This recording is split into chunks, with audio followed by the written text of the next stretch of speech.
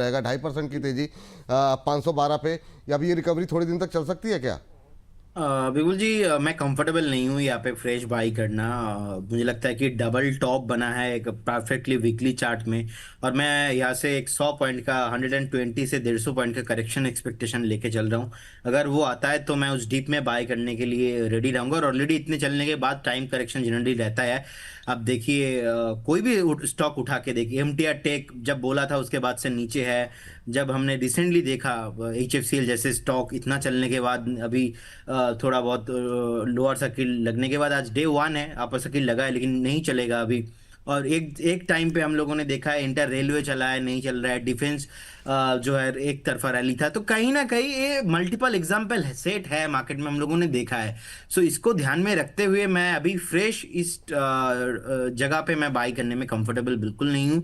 मुझे लगता है कि अगर यहाँ से एक बार एटलीस्ट 80 से 100 पॉइंट का करेक्शन आता है, मैं इसके लिए 2 महीना वेट करना पसंद करूंगा। तो फिर मैं तब जाके मैं एक बार रिव्यू करूंगा एंड बाय करूंगा। लेकिन अभी तो फिलहाल बाय करने का कोई क्वेश्चन ही नहीं है, मैं अवॉइड लिस्ट में रख रहा हूँ जी। अवॉइड लिस्ट में रखा हुआ है यहाँ पर प्रदीप जी ने, लेकिन टाटा स्टील और सेल पे क्या करें? क्या वहाँ पे कोई गुंजाइश बन रही है? क्योंकि सेल काफ़ी करेक्ट भी हो गया थोड़ा सा। अरुण सर से पूछते हैं। अरुण सर बताइए जरा। इस बीच संजीव कुमार सिन्हा जी लिख रहे हैं, विपुल सर आपको जन्मदिवस के शुभ अवसर पर तहे दिल के गहराइयों से हार्दिक बधाई एवं शुभकामनाएं। भगवान श्री कृष्ण के की असीम कृपा दृष्टि सदैव आप पर बनी रहे, यही हमारी मनोकामना है। बहुत बहुत धन्यवाद आप सभी का जो लगातार जो है टिप्पणियाँ आ रही हैं। एक टिप्पणी और ले लेते हैं फिर अरुण सर से पूछते हैं, वरना फिर कई लोग। ये तो एक रस्म जहाँ है जो अदा होती है, ये तो एक रस्म जहाँ है जो अदा होती है, वरना सूरज की कहाँ सालगिरह होती है। वाह क्या लिखा है सर, या जहाँ से भी आपने लिया है, बहुत सुंदर। और इस सदी के महान शख्सियत को जन्मदिवस की बहुत बहुत शुभकामनाएं। सर सदी वदी का पता नहीं ऐसे शब्द मत लिखिए, पर थैंक यू सभी के लिए, बहुत जो विशेष आप लोग भेज रहे हैं। सर आपकी टिप्पणी अरुण सर। देखिए विपुल जी, आपने सेल और टाटा स्टील की बात की। जी सेल और टाटा स्टील में अगर एक स्टॉक चुनना चाहूँ तो मुझे लग रहा है टाटा स्टील को आपको करेक्शन में लेना चाहिए। अभी भी मुझे लग रहा है डाउन ट्रेंड में है शॉर्ट टर्म में। तो 190-92 का इसका एक मल्टीपल वीकली सपोर्ट है, तो वहां तक आता है तो वहां पे एक कॉन्ट्रा बाई जरूर बनता है। दिक्कतें थोड़ी ज्यादा है, कुछ गवर्नमेंट की तरफ से न्यूज भी है, इस वजह से भी प्रेशर है। थोड़े कमोडिटी प्राइसेस भी वीकेंड हुए हैं, तो इस वजह से भी स्टॉक नीचे आ रहा है। पर 190 से 200 का इसका मजबूत सपोर्ट है। काफी दिनों से काफी दिनों तक स्टॉक इस रेंज में रहा था, पर 190 के आसपास मिलता है तो एक अच्छा बाई लेवल रहेगा। सेल चूंकि अभी भी वीकनेस है तो सेल में फिलहाल खरीदारी की सलाह नहीं रहेगी। दोनों में से एक पिक करना चाहे तो 190 192 के पास अगर आपको टाटा स्टील मिलता है तो वहां पे बाई करके चल सकते। सेल पे क्या बोला आपने सर? अभी अवॉइड करना चाहिए ना? तो बिल्कुल सेल मेरे को लग रहा है ओवरऑल अभी भी साइडवेज है, एक मूविंग एवरेजेस के आसपास है। तो वहां पे कोई प्रॉपर ट्रेड अभी नहीं है विपुल जी, तो इसलिए उसको फिलहाल अवॉइड करें। ऐसा नहीं कि स्टॉक बेरिश है, पर कोई ट्रेड बन नहीं रहा है, नहीं बन रहा पर है, ठीक टाटा है। स्टील मेरे को लग रहा है डिप में बाय करके। ठीक है। वो असल में सवाल इसलिए भी ज़्यादा है ना, वो 205 से 7 से लोग प्रॉफिट बुक नहीं किए, तो वो लोग अब जानना चाह रहे हैं भाई अब करें क्या। संजय कुमार धीर जी कह रहे हैं, विपुल जी, मंत्री जी, प्रदीप जी, अम्बाला जी को नमन। विपुल जी आपको जीवन की यात्रा में एकत्र किए हुए सुंदर अनुभवों के साथ जन्मदिवस की शुभकामनाएं। और मंत्री साहब को बोलिए दर्शन देने में विलम्ब ना क्या करें। तो सर हम तो रिक्वेस्ट ही करते रहते हैं सर, मंत्री साहब आजकल एक बार नाम के आगे मिनिस्टर लग जाता है तो कहाँ मतलब जो है तो ये बात है।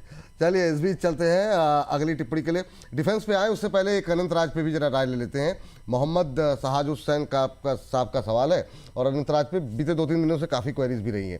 मैम जरा एक बार देख लीजिए अनंतराज को लेकर के क्या व्यू है आपका? पॉजिटिव है। अगर आप एक इन्वेस्टर है और थीमेटिक कॉन्सेप्ट्स आपको समझ में आते हैं तो आप इसको अपने पोर्टफोलियो का पार्ट बनाने के बारे में सोचिए सीरियसली। एंड रही बात आज के भाव पर क्या करें, 527 पर है, मैं यहाँ पर बाई की सलाह दूंगी। स्टॉप लॉस आप यहाँ पर रख लीजिए 470, ज्यादा बड़ा नहीं है, क्योंकि टारगेट जो है वो 650 से 800 के है। समय लगेगा, स्टॉप लॉस सेम है। आप 4 क्वार्टर्स का समय लेके जाओ और इसमें एंट्री के बारे में सोचिए। अच्छा काउंटर है, चल जाएगा और आपको ज्यादा परेशान भी नहीं करेगा। जी चलिए ये बात है यहाँ पर। और अगली टिप्पणी चलते हैं। अगले दर्शक की नहीं, हमारी टिप्पणी ये रहेगी।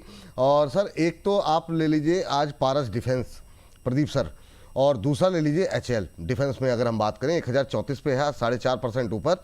थोड़ी सुस्ती के बाद फिर से ये बाउंस बैक इसने किया है। क्या करें सर, अभी भी मतलब नई खरीदारी के लिए लेट हो, मतलब अभी तो मौका है नहीं सर कि है? न्यू बाइंग के लिए तो मैं नहीं सजेस्ट करूंगा, लेकिन कल भी जो विपुल जी जब नीचे आया था, मैंने एक चीज बोला था, लास्ट 2-3 दिन से एक ही चीज बोल रहा हूँ। जब 650 से रिकमेंड किया था, एक ही चीज बोला है, 1150 ऑन द वे। उससे पहले बेचना ही नहीं है। अभी 1030 के आसपास है। मुझे लगता है कि इजीली 1150 1200 ऑन द वे बहुत जल्दी आपको आते हुए दिखाई देंगे। फाराज डिफेंस का अपने आप में एक नेचर है, कहीं ना कहीं हाई बीटा काउंटर है। जब भागता है एक तरफा भागता है, जब गिरता भी ऊपर से सेलिंग प्रेशर आता है, कहीं ना कहीं बहुत स्पीड के साथ ये मूवमेंट दिखाता है। तो इसीलिए स्ट्रेंथ ज़्यादा अभी इसमें पॉजिटिव है। बहुत सारे न्यू फ्रेश बाइंग भी यहाँ पे चल रहा है। सो ऐसा ज़्यादा कुछ मुझे प्रॉब्लम नहीं लग रहा है। Easily 1200 and on the way, वहाँ वहाँ पे एक टॉप मुझे लगता है कि बन जाएगा। फिर से आपको 1050 तक का एक बार जो करेक्शंस भी आते हुए दिखाई देंगे, लेकिन अभी के लिए तो इजीली 1150 के लिए आप एक बार पेशेंस के साथ बने रहिए स्टॉक के साथ। चलिए, ये बात यहाँ पर सर वो एचएल भी था एक। एचएल विपुल जी, अभी मुझे लगता है कि इसमें स्ट्रेंथ थोड़ा कम है, एंड कहीं ना कहीं मैं यहाँ पे बाई नहीं करूंगा जब तक कि स्टॉक घूम फिर के 3400-500 नहीं आ जाता। मुझे लगता है कि मेरे लिए तो बेटर बीईएल जैसे स्टॉक है, लेकिन एचएल को मैं एक बार अभी अवॉइड करना पसंद करूंगा। जिनके पास लॉन्ग टर्म के व्यू से है, आप बने रहिए, लेकिन अभी फ्रेश बाई नहीं करना चाहिए। चलिए, तो इस बीच ओणम 696 जी लिखते हैं, फूलों का रंग होता है लाल, फूलों का रंग होता है लाल, बट आज मार्केट का रंग नहीं है लाल, क्योंकि आज है आपका बर्थडे विपुल जी, हर तरफ इसीलिए छाई है खुशियों की बहार। अच्छा, थैंक यू ओणम जी।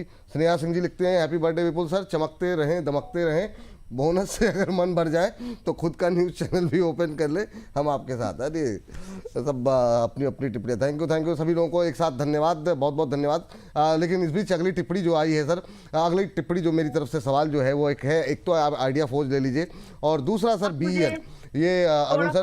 हाँ, कुछ कह रही? थोड़ा सा समय दे दीजिए, ये भागे जा रहा है। कौन भाग रहा है? हाँ, बताइए।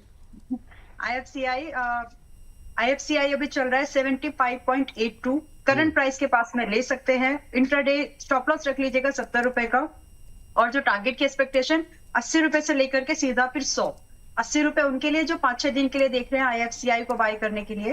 और बाकी अगर आप आईएफसीआई में इन्वेस्टमेंट देख रहे हैं तो 80 के बाद सीधा टारगेट आपका 100 है, और सब टारगेट आप स्टॉप लॉस आपका सिर्फ 70 रुपए का है। तो फेवरेबल रिस्क रिवॉर्ड आईएफसीआई में अब भी बन रहा है। मुझे नहीं लगता कि किसी को मिस करना चाहिए। गुड अपॉर्चुनिटी, खरीद के जा सकते हैं आईएफसीआई खरीदने की सलाह। दो लोगों की मोहर लग गई है। इससे पहले जो है अंशुल जी की तरफ से रिकमेंडेशन आईएफसीआई पे आई थी, अब अंबाला जी की तरफ से आ रही है। अंशुल जी ने 67 का स्टॉप लॉस दिया था, अंबाला जी 70 का स्टॉप लॉस दे रही हैं। अंशुल जी की तरफ से 9140 का एक टारगेट दिया गया था, और अंबाला जी की तरफ से 80 और 100 दो टारगेट यहाँ पर दिए गए, 80 एंड 100 ये दो टारगेट दिए गए। स्क्रीन पर तो दिखा दीजिए गुरुदेव।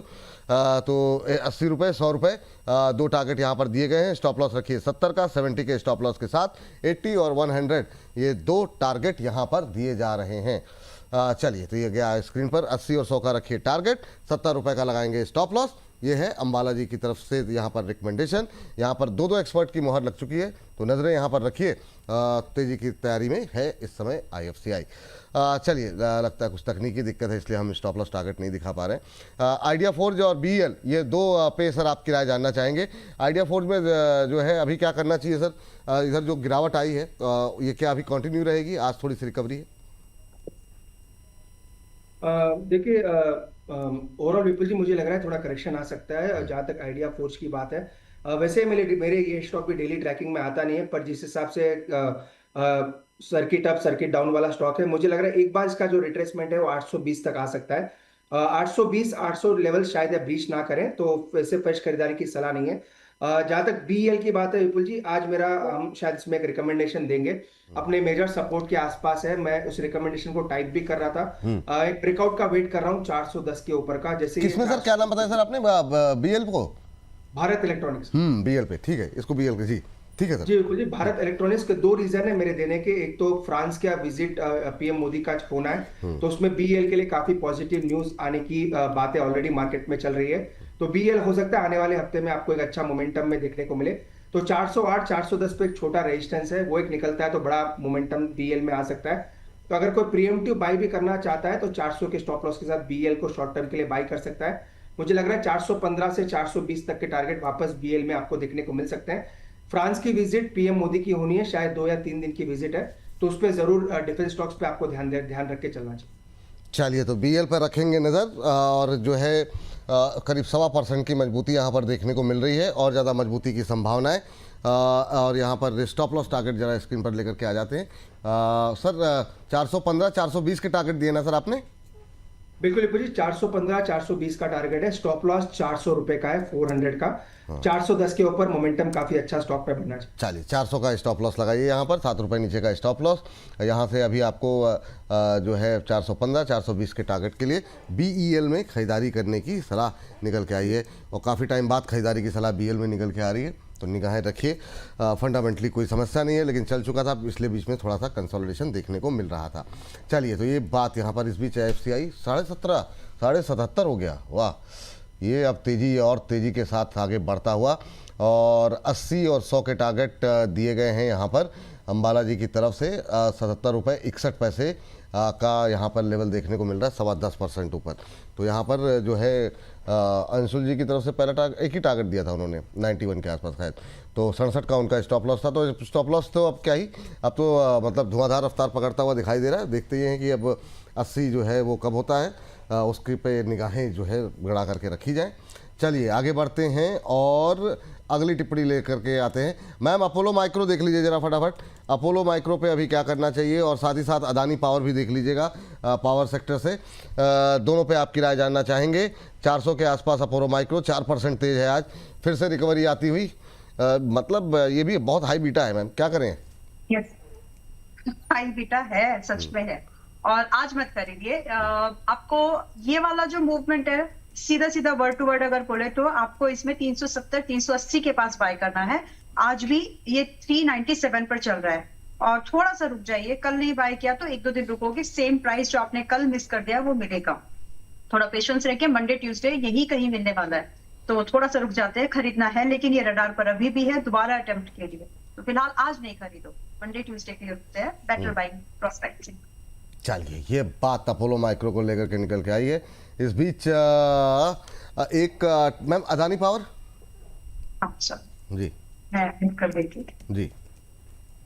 आज आप चिंता मत करो, लेकिन आज आपको कोई डांटने वाला नहीं है कमेंट्स में। आज तो जन्मदिन है। हाँ, आज मतलब ये है कि थोड़ा सा मतलब तब भी राहत है। जी मैम, जी। आज रियायत रहेगी आपके लिए। अगर आज किसी ने डांटा तो फिर उसको नहीं, ब्लॉक नहीं करना।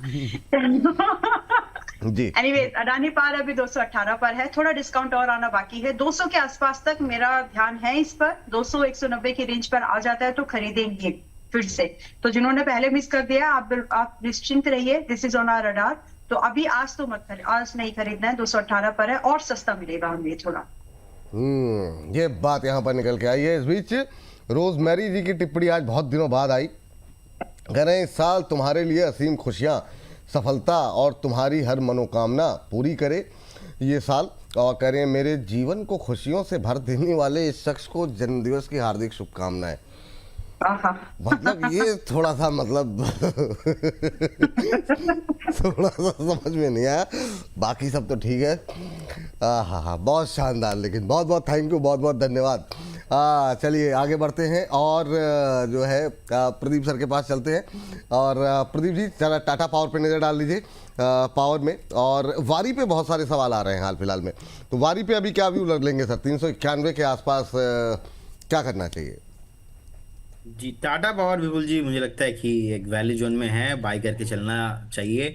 अगर आपका व्यू थोड़ा लंबा है तो आपको 440 480 दोनों टारगेट आते हुए दिखाई देंगे। 372 का मैं एक स्टॉप लॉस मेंटेन करना पसंद करूंगा। और वारी अभी 3040 के आसपास का प्राइस है।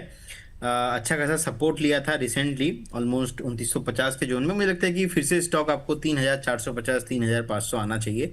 स्टॉप लॉस में 2800 के लेवल पे मेंटेन करना पसंद करूंगा। बिल्कुल होल्ड करना चाहिए, बने रहना चाहिए इसमें। होल्ड करना चाहिए पर। और सर टाटा पावर पे हो गया ना सर? हाँ, टाटा पावर हो गया सर। चलिए ठीक है। ये बात जो है निकल करके आई है। अब सर, और आप सबसे रहेगा सवाल कि पावर और डिफेंस में कोई अभी ऐसा लेवल है, कोई ऐसा शेयर है जो आप खरीदना इस समय पसंद करना चाहेंगे? सर पावर ग्रिड और पे आपकी राय जानना चाहेंगे अरुण सर, और इरिडा को लेकर के भी आपकी राय जानना चाहेंगे। इन दोनों पावर शेयर सुस्त पड़े हुए थे। इरिडा खासतौर से काफ़ी क्वेरीज भी रह रही हैं, और 1.5-2 साल हो गए सर, नहीं चल रहा, हायर लेवल पे लोग फंसे हुए हैं। आज अब फिर से ये 120-22 की तरफ जा रहा है, क्या उम्मीदें करें सर? देखिए विपुल जी, आपने एकदम परफेक्टली सही कहा। काफी फ्रस्ट्रेटिंग मोमेंटम IREDA इरेडा में भी रहा है, खासकर पावर ग्रिड में भी रहा है। पावर ग्रिड फिर भी विपुल जी ओवरऑल मोमेंटम देता है दोनों साइड, तो उसमें कोई दिक्कत नहीं है। पर इरेडा में अभी तक मोमेंटम आया नहीं है। थोड़ा मार्केट का भी असर है, थोड़ा स्टॉक के रिजल्ट्स वगैरह का भी असर है। टेक्निकली मेरे को लग रहा है विपुल जी फिलहाल 110 135 इसी के बीच में मोमेंटम रहना चाहिए स्टॉक का। बाकी कोई फ्रेश ट्रिगर स्टॉक के लिए भी नहीं है और टेक्निकल चार्ट्स पे भी नजर नहीं आ रहे हैं। जिनके पास है उनको फिलहाल होल्ड करने की सलाह रहेगी, दूसरा ऑप्शन नहीं है। तो ये कंपनी अच्छी है, मोमेंटम फिलहाल लैग कर रही है, तो फिलहाल बने रहने की सलाह रहेगी। पावर ग्रिड में भी वही सलाह है, स्लो मूवर है। मुझे लग रहा है पावर ग्रिड में भी पेशेंस आपका वो स्टॉक जरूर टच करेगा। 272 का सपोर्ट है और 300 का रेजिस्टेंस है, इसी के बीच में पावर ग्रिड भी रहना है। चलिए, ये बात है। यहाँ पर GRSC पे जरा बातचीत कर लेते हैं। अंबाला मैम देखिए जरा फटाफट, 2600 के ऊपर 3.25% की तेजी। और दूसरा मझगांव, जो दोनों ही शिपिंग डिफेंस में आपकी राय क्या रहेगी? GRSC और मझगांव दोनों पे आपकी राय। और सर आप जरा कोचिन शिपयार्ड निकाल के रखिएगा, प्रदीप सर। अंबाला मैम जी, तो GRSC 2617 बाय है। कल भी यही स्टेटमेंट था, कल या परसों जब भी डिस्कस हुआ था। और अभी भी आप इसमें एक स्टॉप लॉस स्ट्रिक्टली मेंटेन करके आप यहाँ पर 2200 रुपए का स्टॉप लॉस लगा ही लीजिए। 2250 2250 2250 का स्टॉप लॉस लगाइए। और पॉसिबल टारगेट के लिए जो कि 2950 से 3200 कम से कम होंगे, और ये 6 महीने का ही नजरिया है।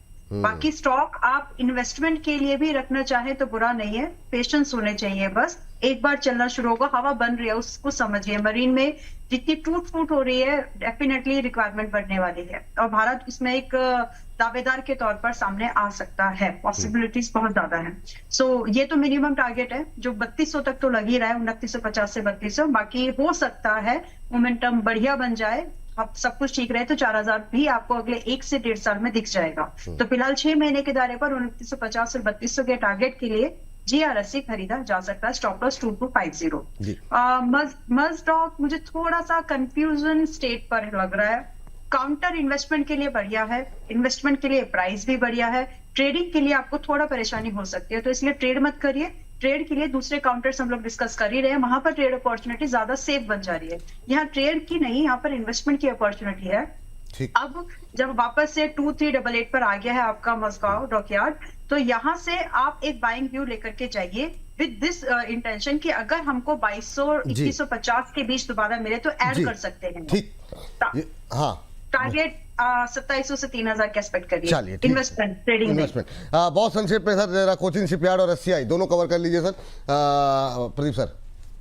सर मैं तो ऑलवेज संक्षिप्त में ही बोलता हूँ, मेरा व्यू एकदम शॉर्ट ही रहता है जी। कोचिन शिपयार्ड विपुल जी 1350 1300 के लेवल पे मुझे लगता है कि एक बार एकोमोडेशन करने का सलाह रहेगा। 1407 के आसपास का प्राइस चल रहा है, थोड़ा नीचे आने पे एकोमोडेशन कीजिए। अगेन आपको 1800 उसके ऊपर आते हुए दिखाई देंगे। एंड SCI बहुत बढ़िया रिसेंटली चला था, प्रॉफिट बुकिंग भी यहाँ पे हो चुका है, कोई प्रॉब्लम नहीं, बाय करके जा सकते हैं। 265 के आसपास का एक स्टॉप लॉस रहेगा। अगेन टारगेट मुझे लगता है कि 320, उसके बाद 350 होना चाहिए। तो दोनों स्टॉक ही बाय ऑन डिप करने का सलाह रहेगा। चलिए, PFC सर पावर में एक डिस्कस कर लेते हैं। और पावर और डिफेंस में सर आपका फेवरेट काउंटर क्या रहेगा अरुण सर? और नाम अगर आप लेना चाहें प्रदीप सर, आपका फेवरेट काउंटर जो आज या आजकल में खरीदा जा सकता है। पहले अरुण सर आप बता दीजिए जी। देखिए विपुल जी, पहले तो आपने PFC के बारे में बात करा। PFC तो डेफिनेटली अब मर्जर में जा रहा है, तो मर्जर RSC का मर्जर PFC में होना है। टेक्निकली ट्रेडिंग पोजीशंस के हिसाब से देखें तो 408 का स्टॉप लॉस होना चाहिए। बाकी फंडामेंटली कोई दिक्कत नहीं है, दिग्गज कंपनी है, डिविडेंड वगैरह भी काफी अच्छा है। तो 408 का स्टॉप लॉस ट्रेडिंग पर्सपेक्टिव से जरूर होना चाहिए, क्योंकि काफी क्वेरीज आ रही है विपुल जी इसके मर्जर के ऊपर, ट्रेडिंग पोजीशंस के ऊपर। तो जिनके पास भी है 408 का स्टॉप लॉस PFC में जरूर रखें। और बाकी विपुल जी, जहां तक पावर स्टॉक्स की बात है, JSW एनर्जी सबसे ओवरऑल टेक्निकली काफी बेटर नजर आ रहा है। अगर एक स्टॉक लेना चाहें, वैसे अभी सभी साइडवेज है, फिर भी अगर एक पिक करना चाहे तो JSW एनर्जी होना चाहिए। 535 के आसपास एक अच्छा सपोर्ट है, उसका स्टॉप लॉस लगा के JSW एनर्जी को पिक कर सकते हैं। 592 तक के टारगेट ऊपर में निकल गया।